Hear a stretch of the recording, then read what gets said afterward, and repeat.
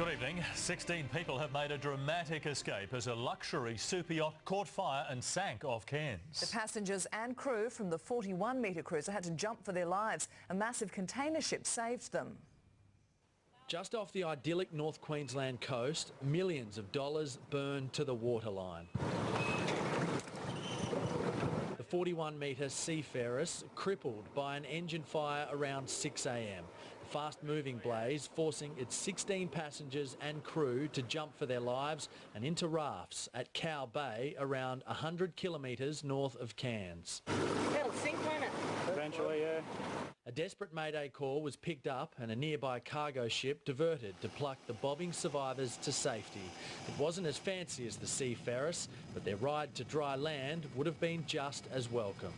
One of the crew knocked on the door, fire, fire, fire. Went up deck and onto a craft in the water. They weren't saying much at all. They seemed to be in quite a bit of shock, actually. The 9-year-old vessel was one of Australia's true super cruisers, complete with a cinema, library, gym and day spa. But the signs weren't good way back in 2004 when it was launched in Newcastle. What's left of the vessel is now at the bottom of the ocean. Its owner, Newcastle Mayor and developer Jeff McCloy, is devastated. He's rushed to Cairns to see what can be salvaged. Time reminder for all buddies to check their safety equipment.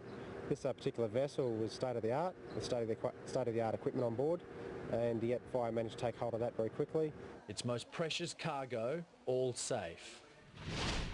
Live to Joel Dry in Cairns, and Joel, the yacht's left behind a hefty mark on the environment as well.